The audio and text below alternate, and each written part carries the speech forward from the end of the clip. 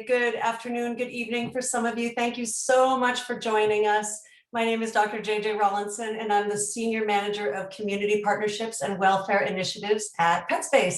We are thrilled to welcome you to a very special, unique Animal Matters session tonight. Today, we welcome Dr. Meachen and Dr. Zazula, who will be giving us a look at a mummified Ice Age wolf pup and other frozen fossils from the permafrost of the Yukon territory. We will begin with their presentation and we'll have time for a Q&A session afterwards, so please hold your questions until the end. Before we begin, we have an exciting update for those of you who would like to come visit the space for programming, to tour Critter Corner and more.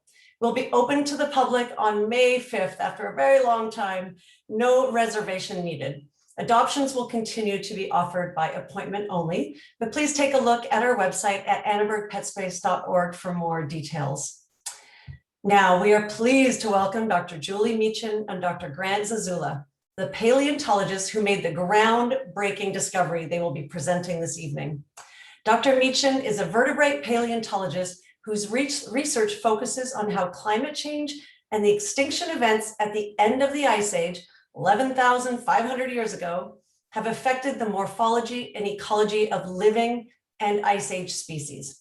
Her favorite groups of organisms are the mammalian carnivores, and she has studied the ecology and evolution of species such as coyotes, direwolves, and saber-toothed cats. She is currently an associate professor of anatomy at Des Moines University. She also holds a research associate appointment at the Natural History Museum of Los Angeles County and the Tar Pits Museum here in Los Angeles as well. Dr. Zazula is a paleontologist whose research is focused on the permafrost preserved record of ancient life in the Arctic during the Ice Age. Since 2006, he has managed the Government of Yukon's paleontology program, where he oversees scientific research, fossil resource management, and public education through the Yukon Beringia Interpretive Center. Dr. Zazula's research aims to reveal how modern-day ecosystems in Canada's north have changed due to past climate change, and how we can use this information to further understand the changes we are seeing before our eyes in the Yukon. Please join me in welcoming Drs. Julie Meachen and Grant Zazula. Hello, nice to be here. Thank you so much for that very kind introduction. Thank you.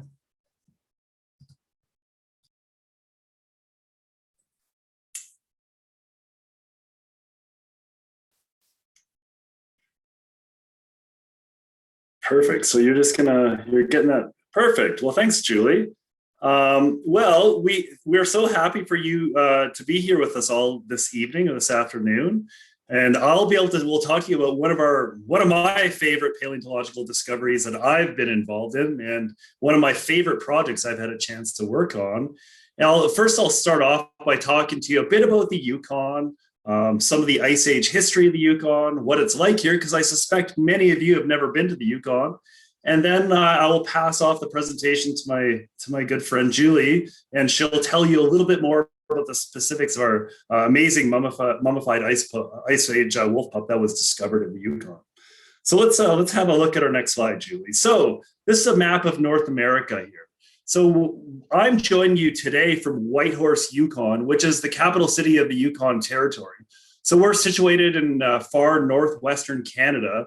And in particular, the fossil discovery that we're going to be talking to you about today comes from the city of Dawson City, which is the home of the famous Klondike Gold Rush that happened in the late 1800s.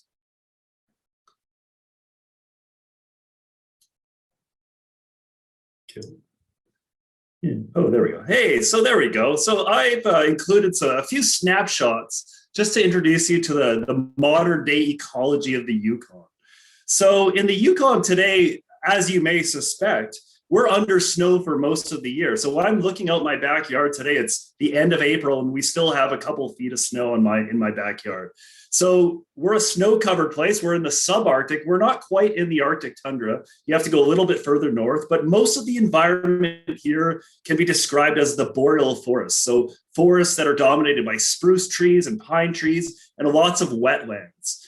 And if we go into the mountains and much further north, you can see based on these photos in the bottom right here, we get this beautiful Arctic tundra. So I encourage you all, next time you want to take an epic road trip, drive the Alaska Highway and come say hello to me in Whitehorse.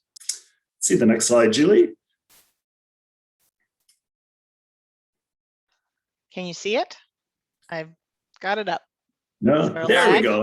That's okay. There's a little bit of a lag. Yeah. Okay. So in the boreal forest today, consider we're going to be talking about ancient animals, ancient, ferocious, extinct animals from the Ice Age. Let's just talk a bit about the animals that live here today, because there were remarkable changes that happened in the ecosystems in the North and across North America at the end of the Ice Age. So in places like Yukon today, we have populations of pumas, just like down in California where you are, but we also have animals like the Canadian lynx. We have lots of bears. It's bear country. When I'm out walking my dogs, especially now, it's spring, bears are waking up. So we have black bears and grizzly bears. We also have gray wolves, just like we're going to be talking about today. And they're one of our amazing Ice Age survivors. And as you'll see in our presentation, gray wolves are a major figure here during the Ice Age. And they still are our most important carnivore species. And they compete with other large dogs like foxes and coyotes.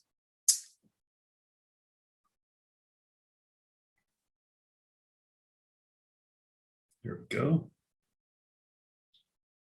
Yeah, I think there's a little bit of lag. There we go. So let's go back to the last Ice Age. So we're talking about a period, often you can throw out the time 20,000 years ago. It's a time we call the last glacial maximum.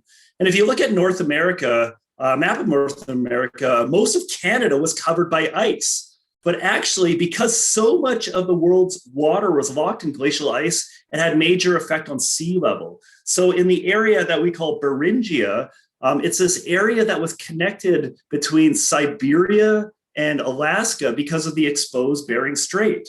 So we call this region, this Bering land bridge, Beringia. And Yukon is a part of Beringia. It's this unglaciated landscape. So there was never glaciers covering the landscape in Canada. So it was a place that Ice Age animals were able to live throughout the entire duration of the Ice Age. Let's have a look at the next slide, Julie.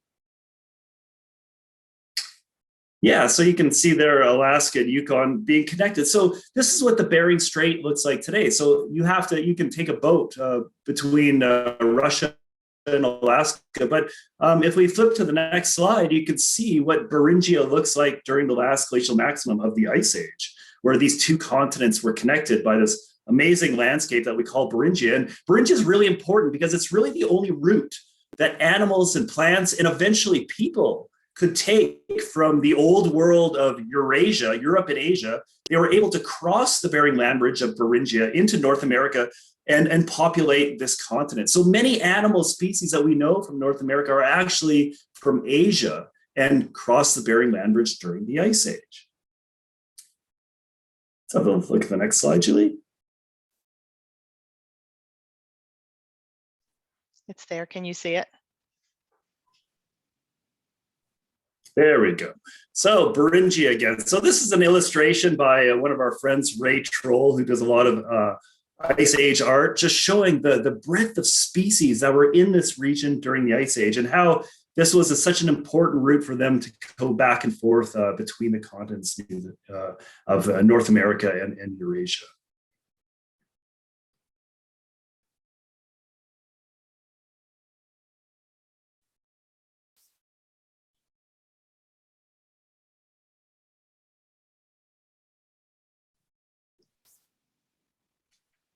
Let's see. There we go. See it? Now I see it. Yeah, it just popped up. There's a bit of a lag. Sorry. So this is the central Yukon. This is what the environment looks like in the central Yukon. And just to tell you that one of the important parts of paleontology here is working with local indigenous communities. And the local indigenous community around Dawson City are known as the Trondek-Huichin. And they've been living in this part of the world for over 10,000 years. And one of the neat and interesting parts of the landscape that they inhabit is that there's mining. So that you can see in the bottom of these valleys, there's small scale gold mining. And that gold mining has been going on for over 100 years in the Yukon since the gold rush. So the gold rush was a very important event in history in northern Canada. So really the first European colonists didn't come to Yukon until about the 1850s. And then they came en masse in 1898. And as these gold miners came from places like California and Seattle to come up to Alaska and Yukon to get rich on gold, they also started finding the amazing Ice Age fossils of animals like this. So this is the amazing skull of a woolly mammoth that emerged from the frozen ground that they were digging through to find gold. But incidentally, they also discovered amazing fossils that are important for museums all over the world.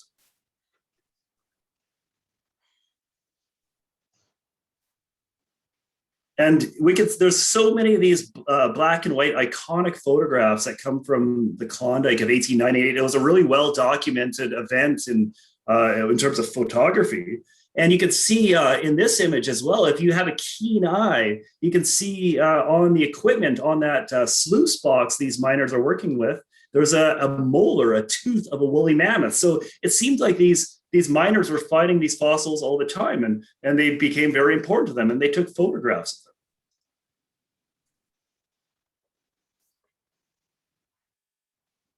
So one of the key parts of the gold mining activity in the Klondike is the fact that they have to dig through meters and meters of permafrost, frozen ground, to get at gravel that's underneath that contains gold. So this ground, permafrost, is frozen all year long. And it's been frozen since the Ice Age, and actually preserved this amazing window into the Ice Age because it preserves the remains of ancient plants and ancient animals that lived and died in northern Canada during the Ice Age.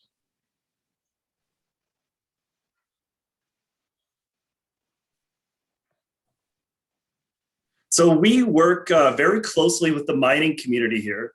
And in Dawson City, we have a very good relationship with the gold miners. And so they know that when they are mining through this frozen ground, that they will be encountering fossils of ancient animals. So we work very closely with them. We go out all summer and basically walk around these gold mines and collect the bones of ancient animals that are emerging from the permafrost.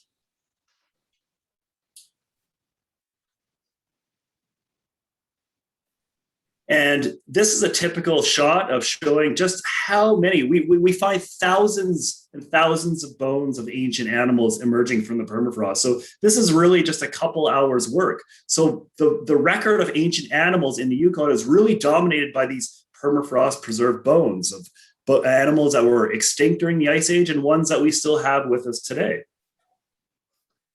And again, beautifully well-preserved fossils that contain, many interesting features that could be studied by paleontologists like Julie Meachen here. But every once in a while, something very spectacular emerges from that permafrost. And in 2016, one of these amazing fossils was discovered. And when we think of these fossils, we're talking about animals that lived in this ecosystem we call the mammoth steppe. So this mammoth steppe is really sort of characterized by these iconic animals like woolly mammoths. And they lived in this treeless, open landscape that was dominated by grasses. So we use the term steppe, which is a term to describe dry grassland ecosystems. And when we talk about the Ice Age ecosystem in the north and Beringia, we call it the mammoth steppe. So in 2016, one of our friends from the gold mining community, Neil Lovelace, discovered something remarkable, something that he was not used to seeing, because Neil is a fourth generation gold miner. He's been collecting the bones of Ice Age animals his whole life. His father was collecting the bones of Ice Age animals before that. So he knows about paleontology. He knows what's exciting. And when something like this is found, it was incredibly exciting because he wasn't quite sure what it was. He thought it was actually a little dog that maybe died during the gold rush of 1898, fell into the permafrost and got frozen, and then discovered 100 years later. But we soon learned that this was not just an ordinary dog from the gold rush. This was, in fact, an ancient animal from the Ice Age. And when we showed this mummified animal to our friends with the Trondheim-Gwich'in, they were super excited because many people in the Trondheim-Gwich'in community identify as being members of the wolf clan. So when they saw this, they felt that this was one of their ancestors that came back to the future, back to now, to be able to teach us lessons about science and ecology and climate change and all these important things. So they named this wolf Zhir, which means wolf in the language of the Trondikwichin. And with something like this, because it's so special and such an interesting scientific discovery, I wanted to learn more about it. And the best person I knew that could teach us about this ancient wolf pup was Julie Meachen, because she is North America's expert on Ice Age wolves. So, Julie, do you want to tell us more about this amazing wolf pup? Absolutely. Thanks, Grant. And sorry about the lag. I was trying to click ahead a little bit so that you could see it before it came up. Hopefully everybody can see my slides as I click through them. So the Grant, Arctic internet. right. Grant contacted me when he found this wonderful find. And he asked me if I wanted to be part of the team, and I ecstatically said yes. So we assembled a big team, including me and several other folks who we'll talk about at the end of the slide or the end of the talk. And before I talk about Zhir, let's just introduce you to a couple of the other Ice Age animals that have been mummified in different parts of Siberia and Beringia.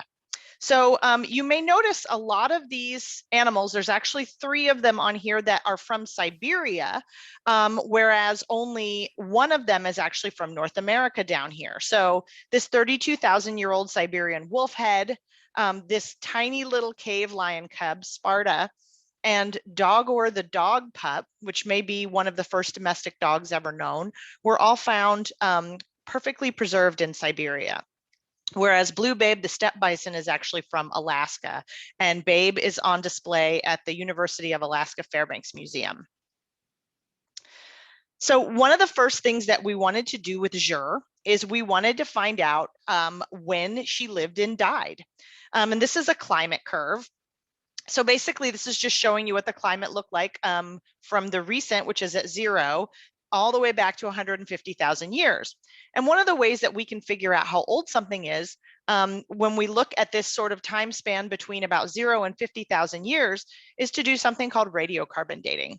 So radiocarbon dating looks at the ratio of radioactive carbon to non-radioactive carbon. And we can tell how old something is within about 50,000 years. And so this is the limit of radiocarbon dating. Anything older than this will be beyond the limit of radiocarbon. And it turns out that when we dated Zhir, we got an infinite age, unfortunately, which meant she was older than 50,000 years. So we really couldn't tell from radiocarbon how old she was, but we know that she is probably Rancho La Breanan age, which is the age where bison came into North America. That's what this age is actually bound by. And we know we have bison, so we know that she is in this age group. So what else did we want to learn about Zhir?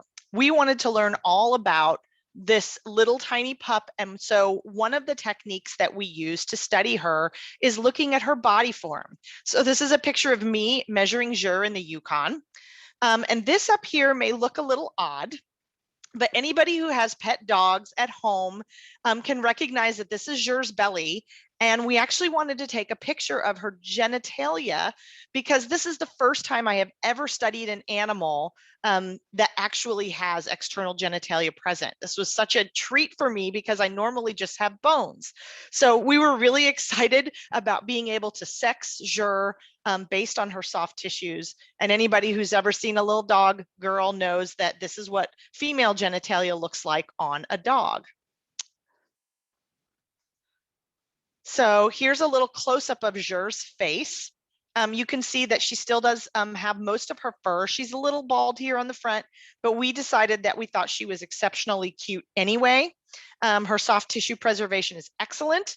And to head off some of the questions that we may get, unfortunately, because of the dry type of preservation, the cold, dry preservation of tissues in the Yukon, Zhir has the consistency of a really well-formed piece of beef jerky. So she's very dry and very hard, and she's not soft and pliable. She was actually set in the position she's in by the lovely folks at the Canadian Conservation Institute, who did an excellent job of taking care of Zhir for us. Here's another little close-up of Zhir's face. We like to call this one the Gremlin Pose. We love her little smile. Here's a little bit of her tooth that was actually removed by our team to look at her, the different chemicals in her body, and we're going to talk about that in a bit too. And so in order to get a better look at Zhir, we took her to the vet, and Zhir got x-rays at the vet. Here's me again.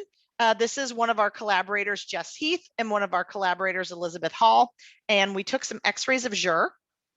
And this is one of our x-rays of Zhir. We can see her bones pretty clearly.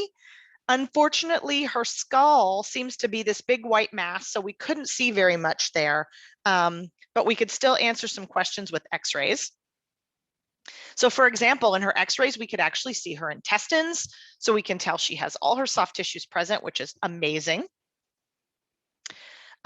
And then the other thing we can tell with x-rays is how old Zhir was when she died. So one of the things we did was we looked at her teeth. And in modern wolves, their baby teeth or milk teeth are already present by week 3. So when they're 3 weeks old, they're already getting weaned by mom. They're fully weaned by 5 weeks. They have all their milk teeth by 3 weeks. And just from looking at Zhir's external body and also looking here at her x-rays on the back of her jaw, we can tell that Zhir has all of her baby teeth in. So we know she's at least 3 weeks old. Now, to be able to actually figure out how old she is with a little more certainty, we actually look to her elbow. So here's a little x-ray of Zhir. This is a close-up of her elbow. What I want you to look at here is in the yellow box, if you can't see my pointer, what you're looking at is you're going to look at this white mass down at the bottom of her elbow. That is called an ossification center. So basically where bone is forming in her elbow, and that ossification center forms sometime between 6 and 8 weeks in modern dogs. And we can tell that Zhir has it present, but it's not fully ossified yet. You can see it kind of looks shadowy instead of really dark like other bones that are fully ossified. So we made the estimation that Zhir is somewhere between 6 and 8 weeks old when she died. To learn a little bit more about Zhir, we sent a piece of her skin with hair for ancient DNA analysis to our collaborators at the University of California, Santa Cruz. They run a paleogenomics lab to analyze Zhir's DNA.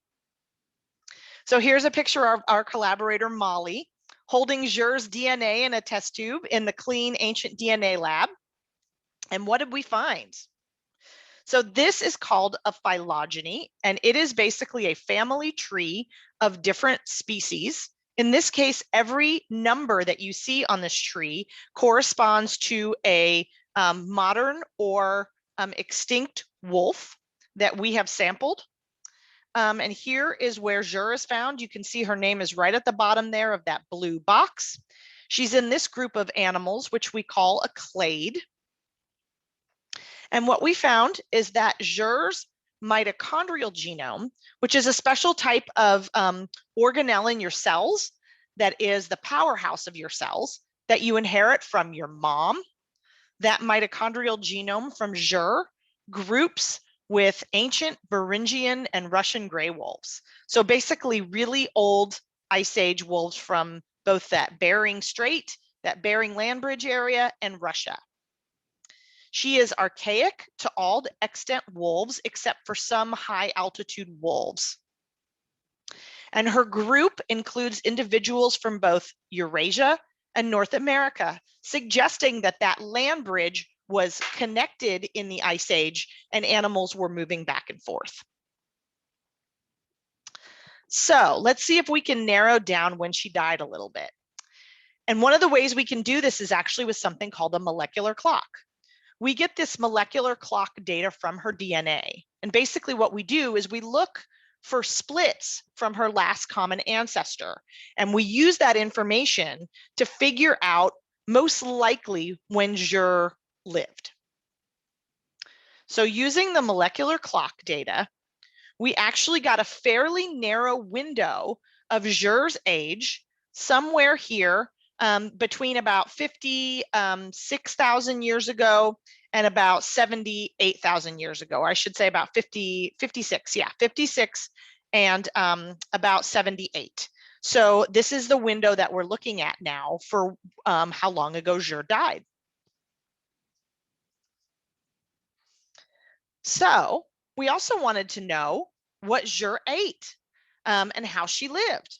So to figure this out, we actually sent samples of her teeth, skin, hair, and claws to our collaborators at the University of Alaska Fairbanks for something called stable isotope analysis. We're going to give you a little primer on stable isotope analysis. But before we do that, one of the other things that we can figure out with stable isotopes, with oxygen isotopes specifically, oxygen isotopes are incorporated into your body when you drink water, right? Because water is H2O. So the oxygen that you drink is incorporated into your body through water. And we can actually determine when that water fell from the sky. So in Zhir's body, she has oxygen that fell from the sky in a period called the marine isotope stage 3 and in an interglacial. So that means a warm period. And that particular time period spanned from about 38,000 years ago to about 58,000 years ago. Okay. So if you think about it, the molecular data says she's somewhere between 78 and 56,000 years old. And the isotope data says she's somewhere between 38 and 58,000 years old. So we can narrow Zhir's age of living on this planet down to between about 56 to 58,000 years ago. So the average of that is about 57,000 years ago. So that is when Zhir was around on this good planet we call home. Right there. So what is stable isotope ecology? How do we measure it and what do we get from it?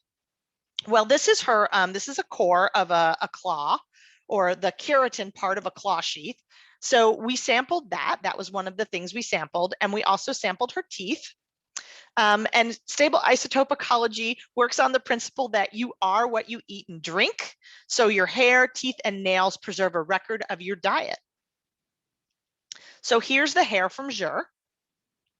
And you can think about what did Zhir eat? Well, Zhir probably ate some meat, right? And you could think about it with humans. So if you ate a steak, the steak comes from a cow that lived, and that cow ate some sort of vegetation, which is grass.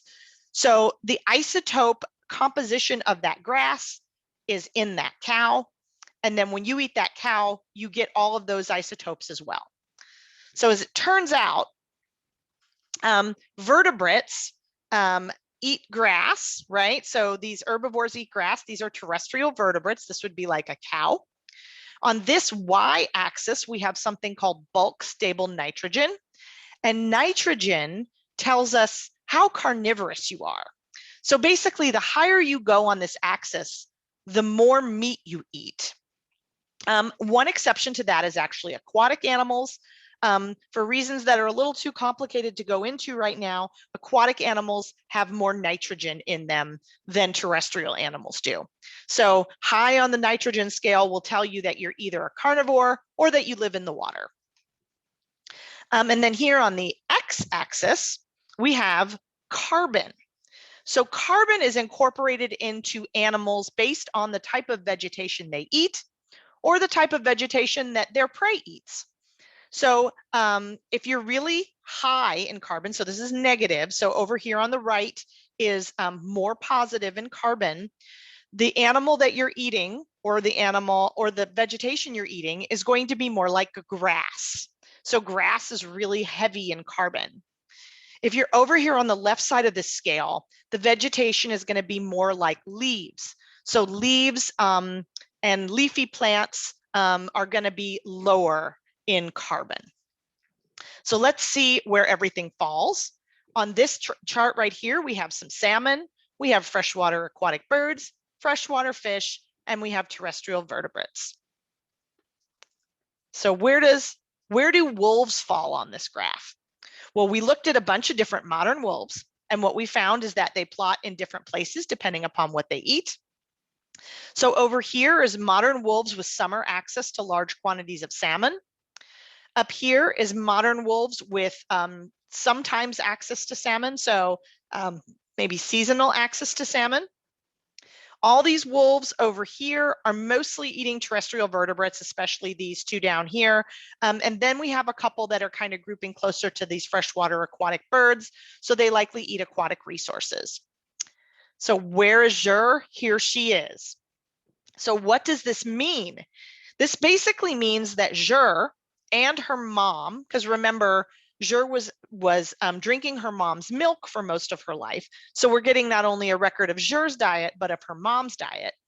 Zhir and her mom were mostly eating aquatic resources. And recall that Zhir and her mom were living in an interglacial period, meaning it's going to be a little bit warmer. There's going to be a little bit more liquid water. So this makes sense. There's probably going to be abundant streams. And one of the things that is really common in these abundant streams are salmon, because remember, they spawn in streams. So here is an illustration, a drawing of Zhir and her mom hunting salmon by our friend and colleague, Julius Cittoni. So it's a reconstruction of Zhir and her mom hunting salmon. We've got some nice bison in the background in the Yukon. And here is another lovely reconstruction of Zhir in her den eating her salmon. And one of the other questions we get a lot is, how did Zhir die? Well, that's a great question. And the answer is really not really evident, but we have used our deductive reasoning to figure out the most reasonable explanation of how Zhir died. Looking at her body, she is completely intact. There's one place on her back that's broken, and that was likely from where the water cannon hit her when she was first discovered. So that was definitely something that was caused post-mortem. So her body is intact, meaning no predator grabbed her and ate her. Nobody killed her. Nobody stomped her or trampled her. And then the other thing we can tell from her isotopes is actually that she was very healthy when she died. And what that means is that poor Zhir did not starve to death, and she likely wasn't wasting away from some sort of disease like parvo or something like that that would affect a dog today. So those two things together make us think that Zhir died a very quick death that did not damage her body. And one of the things that's very common in the area where Zhir was found are these loose soil dens that are very sandy.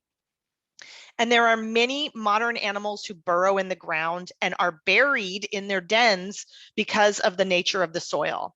So what we think happened with Zhir is that she was in her den during a loose soil collapse, and that Zhir was quickly suffocated in her den and died very quickly. So she wasn't in there starving to death over a long period of time. So that is the most likely explanation for Zhir's death. And Zhir is really important because she adds so much data to what we know about wolves from the Beringia area. We also know from Zhir and other wolves that these wolves actually traveled through this break in the ice sheets at different periods during the Ice Age to end up in North America. So I have a site called Natural Trap Cave in Wyoming, and we have Beringian wolves there. So Zhir may even be related to those wolves from Natural Trap. So very interesting. And gray wolves in the Yukon likely competed with large cats and bears during the Ice Age for prey. They may have even become prey themselves sometimes. And so we have all these wonderful fossils that Grant curates in the Yukon, showing us all these different types of amazing carnivores that were present during the last Ice Age. And Grant, I'm going to give you these last few slides to tell us about this research that you did in the Yukon with wolves. Yeah, we were really hoping to follow up some of those dietary studies because we were really excited when we learned that Zhir was eating salmon, because often when we think of these ferocious predators, the Ice Age, we envision them hunting big animals like woolly mammoths and giant ground sloths and those kind of animals. And so we were able to look at the chemistry of a whole bunch of other wolf skulls from the Yukon and looked at their teeth, and specifically looked at the wear patterns on their teeth. And what we learned was that adult gray wolves during the Ice Age in the Yukon were specializing on horse hunting. So that was a really interesting discovery. So we can sort of imagine now, when we envision these Ice Age wolves in the Arctic, that as young baby wolves, as wolf pups, they were learning to hunt salmon. They were hanging out by streams with mama, doing some fishing. But then as they grew up, they probably learned to hunt larger animals, and horses were probably their main prey on the landscape. And what's really fascinating is that we saw, based on the chemistry of these wolf skulls during the Ice Age compared with those of the modern era, is that wolves of today specialize on caribou. So it's really amazing for a species like gray wolves in the Arctic to be able to make that dramatic switch at the end of the Ice Age from being horse hunters to being specialized hunters of these little Ice Age horses that were very common in the north, to when the horses go extinct in North America around 12,000 years ago, they were quickly able to adapt to those changes and switch to become caribou hunters. And that's a remarkable story of resilience through climate change, and probably a good reason why we still have gray wolves with us today in North America. So with that, Grant and I would just like to thank all of our co-authors on this wonderful Zhir study.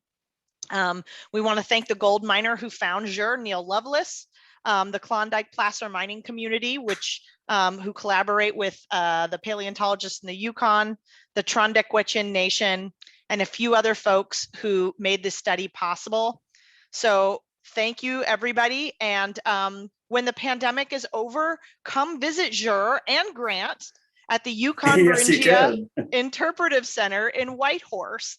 And Zhir is there on display. So come see this wonderful treasure, Zhir.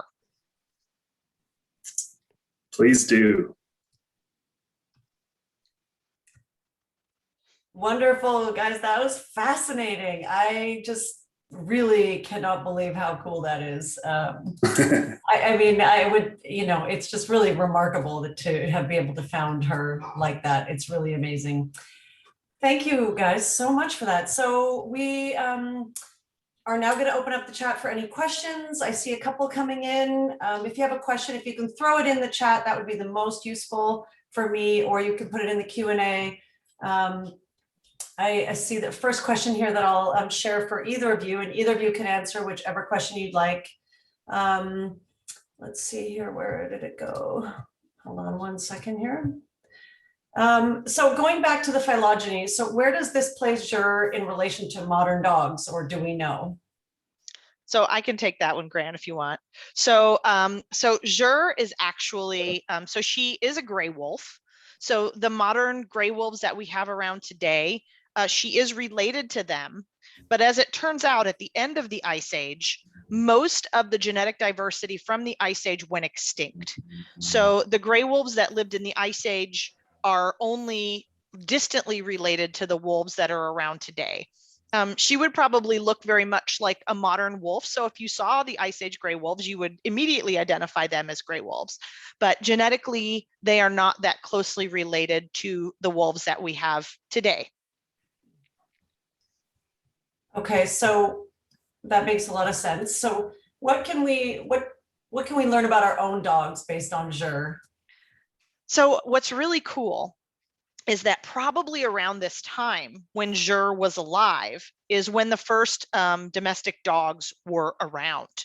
And so the wolves that were related to Zhir were also the wolves that were related to the first domestic dogs that we had.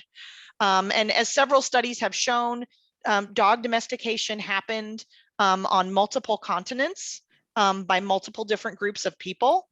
And so, Zhir may have been related to some of those dogs that were first domesticated. Super cool. I know probably not the little Chihuahua that lives next door to me, but Pretty close. The Ice Age They're- Chihuahua. I say Chihuahua. They're all related. I mean, that Chihuahua is just as much a wolf as my golden retriever is. Right. Another question we have is, and excuse my pronunciation, because the Trondheim revere the wolf, and they find it as a returned ancestor, do they have restrictions or any cultural requests relating to her?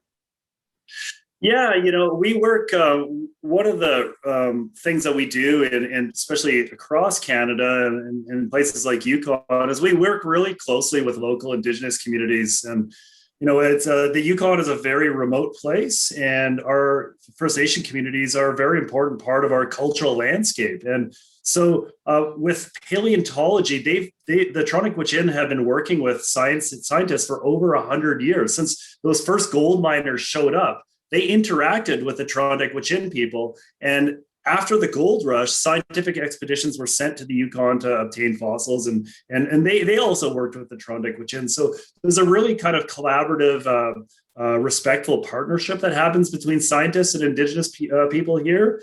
And with Zhir, because they identify so closely to her, they really were involved right from day one in terms of talking about her, interpreting her, and they were really willing to share their stories about wolves with us. So they see it as a really important event, this discovery, and in no way is it seen as a negative. This is a really kind of positive thing to, they really feel strongly that the discovery of Zhir and all the research that we've done with her, with Julie and our partners, has really, brought attention to wolves. It's brought a lot of people have learned about Ice Age wolves. A lot of people have learned about the Yukon because of this, and they see that as really, really important because it allows them to share their stories as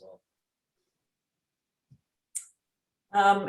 And I don't know, it kind of depends on when you believe dogs were domesticated, but can you tell if there are any signs of domestication in the paleogenetics of Zhir? So it doesn't appear that there is in Zhir specifically. Okay. We can tell. So the issue is at the very beginning of dog domestication, there would be no difference between a wild wolf and a newly domesticated dog. But those genetic differences come out pretty quickly. And as we know, we think dogs probably domesticated themselves in a way, because the dogs that were most comfortable with humans were the ones that were going to be domesticated. And they have very specific genetic markers for things like piebald coloring and floppy ears, and all those things we know and love about our pet dogs. And they came out pretty fast. We actually see those same genetic markers in foxes that have been domesticated. There's a huge fox domestication project out in Russia, actually. So they see those exact same genetic markers in domesticated foxes. Yeah, and also it's important to note that the first people who crossed the Bering Land Bridge from Asia into North America during the Ice Age, that event probably happened between about 20,000 and 15,000 years ago. So and it's really, I think it's generally assumed and agreed that the first people who crossed the Bering Land Bridge from Asia into North America during the Ice Age had dogs with them. So, the events of Zhir's life happened in North America before the first people showed up with domestic dogs. A few more really good questions. I'm going to keep you a little longer because I want them to get answered. Please do. This is fun. Yeah. Well, new discoveries are super exciting. What research questions are you working on in between these studies? Ooh, so this I could go on for days on this one, but I'll just give a couple of really cool ones kind of related to Zhir. So one of the things I'm actually working on is trying to figure out exactly when gray wolves came into North America. So when we have the first gray wolves in the lower 48, so mid-continent North America, we have a really good record of gray wolves in the Beringia area and in Alaska and in the Yukon, but the record in the mid-continent North America is much fuzzier. So that's one of the things that I am trying to get to the bottom of and figure out when we have wolves. The other thing I'm working on is trying to figure out when we first had coyotes in North America. So coyotes are another one of my pet projects, and As it turns out, coyotes might not be what we think they are. At least they didn't come from who we think they came from. And so this is one of the things that myself and a bunch of my collaborators are working on. And I work with both geneticists and other morphologists and people who focus on lots of different things. So it's a big collaboration using both genetics and the fossil record. And I think, Julie, you know, I'm gonna plug your amazing work that has come out in the recent years or recent months on dire wolves. So I know a lot of people out there know about dire wolves probably because they watched the Game of Thrones. And one of the recent research results that Julie and her team have come up with is clearly showing that dire wolves were not related to gray wolves at all, and that they were in fact a very, very different species. One, the dire wolves being a North American species that was probably split from gray wolves 5-7 million years ago or so, way back. Yeah.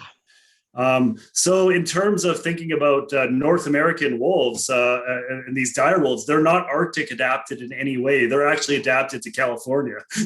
And the gray wolves like Zhir are Arctic adapted. So even having the presence of any gray wolves during the Ice Age that far south in places like Wyoming Natural Trap Cave, where Julie's going to be working, is quite interesting because gray wolves are truly the Arctic adapted, cold adapted, Ice Age adapted species of wolf.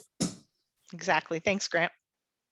Yeah, and I think it'll be really important going forward is to draw some more comparisons between like gray wolves and dire wolves and seeing why they're so different. Why did they not interact? Why did they seem to be totally separated on the continent? Yeah. So Yeah. a lot of questions to answer. Has Gregor Larson and his crew at Cambridge expressed interest in Zhir genetics in their hunt for the origin of dog domestication? So I work with Gregor, and so it's a small world. We all know it is. So the dire wolf paper that Grant was talking about, that project, Gregor was on that. His team was one of the teams that did ancient DNA on the multiple specimens of dire wolves we had. And Gregor didn't work with us on Zhir. A colleague of Gregor's, Beth Shapiro, did. And so Zhir was just one individual, so we didn't need a lot of ancient DNA labs. We really only needed one. But I do collaborate with Gregor, and actually the two projects I was talking about with the gray wolves in the lower 48 and the coyotes, one of Gregor's former postdocs is actually on that project with me too. And it's possible we might get Gregor involved if we need some really big guns on that project. So, so yes, we do work with Gregor on lots of projects with dogs. Fantastic. I've got 3 more here, but they're hopefully pretty quick for you. How did you get all these agencies to cooperate and work together? I think that might be like a lesson for, you know, our entire society right now. Well, JJ, as you know, as a former Saskatchewan resident, this is how Canadians do things. You know, Canadians are like the Switzerland, right? We want to get along with everybody. So Canadians are actually really good at bringing people together and working as a team. And we think this is maybe one of the most Canadian style Ice Age paleontology projects in a long time. I will say that when you find something like this, I will say that I would say that Grant picked his team very well. Since he was the point person for the discovery, he decided who was going to work on each aspect of Zhir, and he did a great job of picking a really fabulous collaborative team.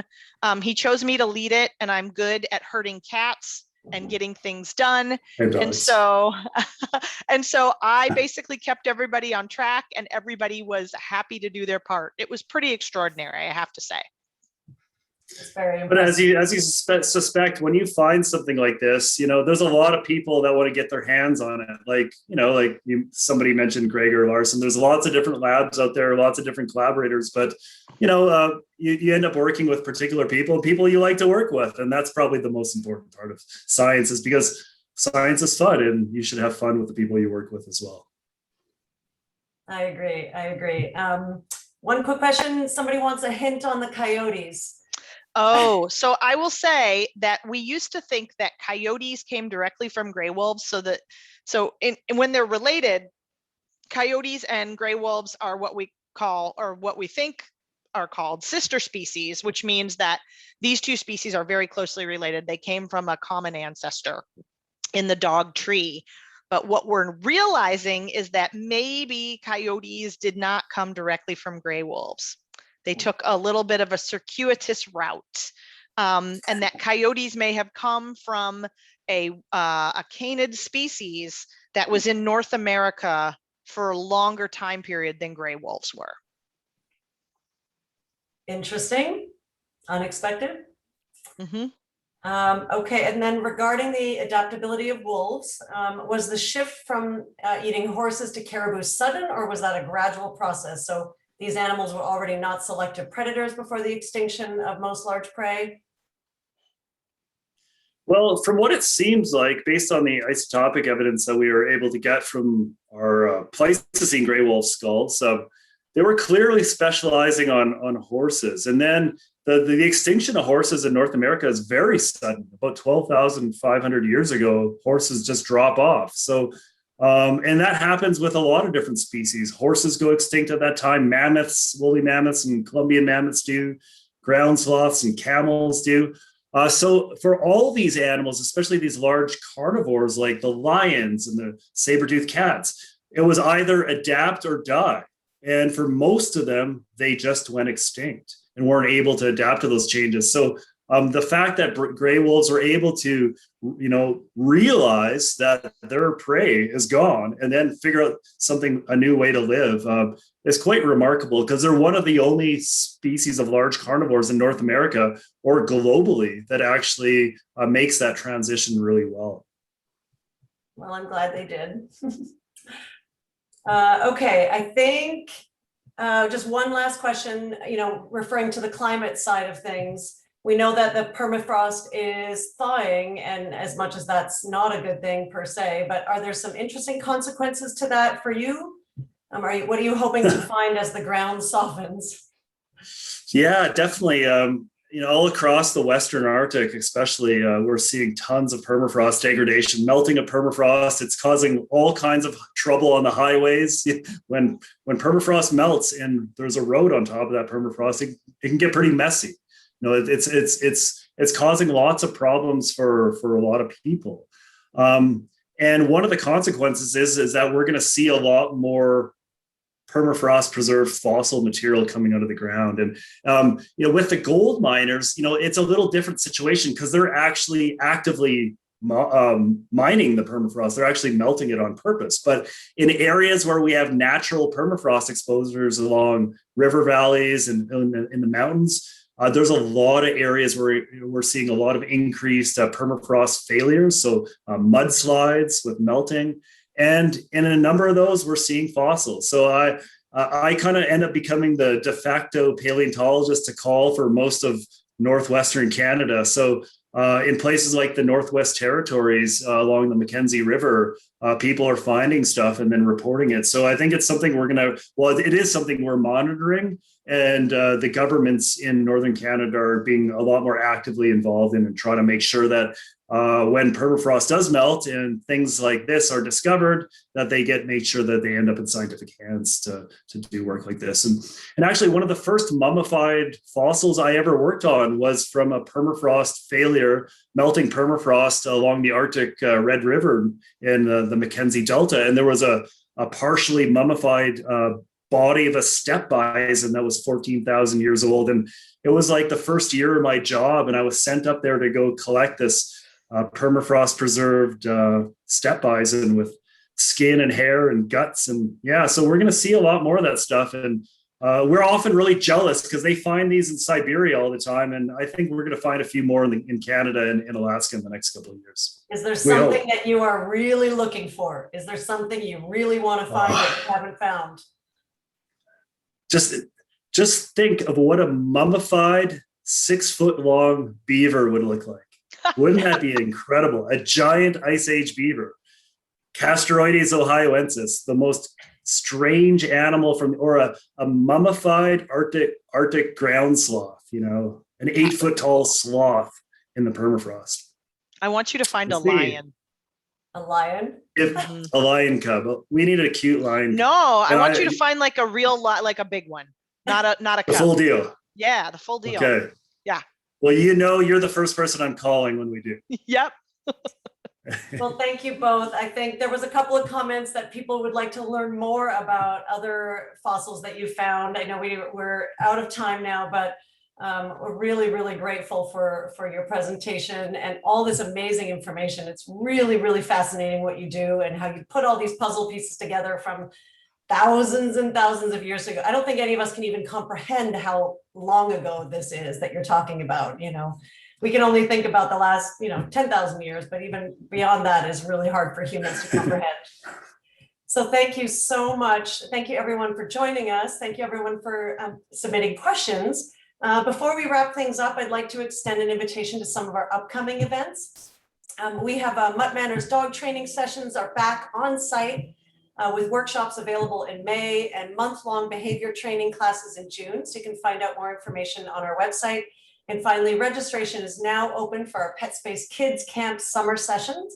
Those of you with little ones age 8 to 11, we are offering both virtual and in-person opportunities with 2 separate themes, Pet Pioneers and Critter Camp. You might learn about 6-foot mummified beavers, but we'll see. We'll try to add that into our content. You can sign up for 2 consecutive weeks or space out your kids' activities with multiple dates available. So learn more at petspacecamp.org. So thank you again, Dr. Meachen and Dr. Zazula, for taking the time this evening to share all of your incredible discoveries with us. And thank you to all of our viewers for joining us and supporting Wallace Annenberg Pet Space. Thank you, everyone, and we hope to see you soon.